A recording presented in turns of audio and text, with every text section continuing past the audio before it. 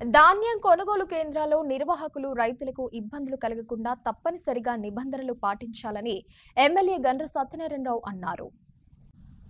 ఈ మేరకు చిట్యాల మండలం నవాబుపేట గ్రామంలో ధాన్యం కొనుగోలు కేంద్రాన్ని ఎమ్మెల్యే గండ్ర సత్యనారాయణరావు, జిల్లా కలెక్టర్ రాహుల్ శర్మ ముఖ్య అతిథులుగా హాజరై ప్రారంభించారు.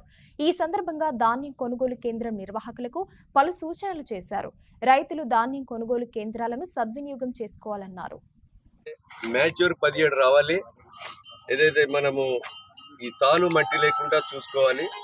చూసుకున్న తర్వాత 40 కిలోల 650 గ్రాములు కాంట పెట్టాలి. 650 గ్రాములు సంచి వేటు, 40 కిలోలు రైతు కాంట.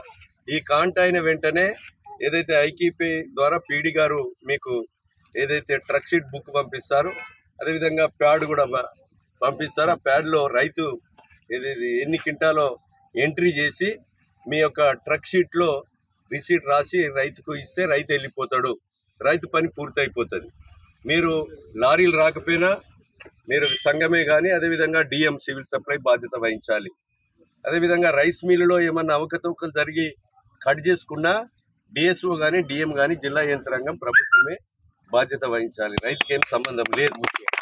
కనుక దీన్ని దృష్టిలో పెట్టుకొని ఇదంతా కూడా తాలు మట్టి లేకుండా తేమ శాతం 17 లోపు వచ్చే విధంగా ఎండాకాలం ఇప్పుడైతే తేమ శాతం వస్తుంది కరెక్ట్గానే.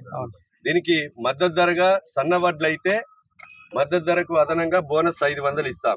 దొడ్డు వడ్లు అయితే ఈరోజు మద్దతు ధర 2320 రూపాయలు మీ ఖాతాల్లో 2300 కామన్ గా మీకు అందచేయడం జరుగుతుంది. రైతులు దీన్ని దయచేసి పాటించాలి. కొనుగోలు కేంద్రాలు ఇది మహిళా సంఘాలు కానీ, పిఏసీసీలు కానీ ఇంక ఇతర సంఘాలు ఉన్నా కూడా దీన్ని పాటించవలసిందిగా విజ్ఞప్తి చేస్తున్నాం.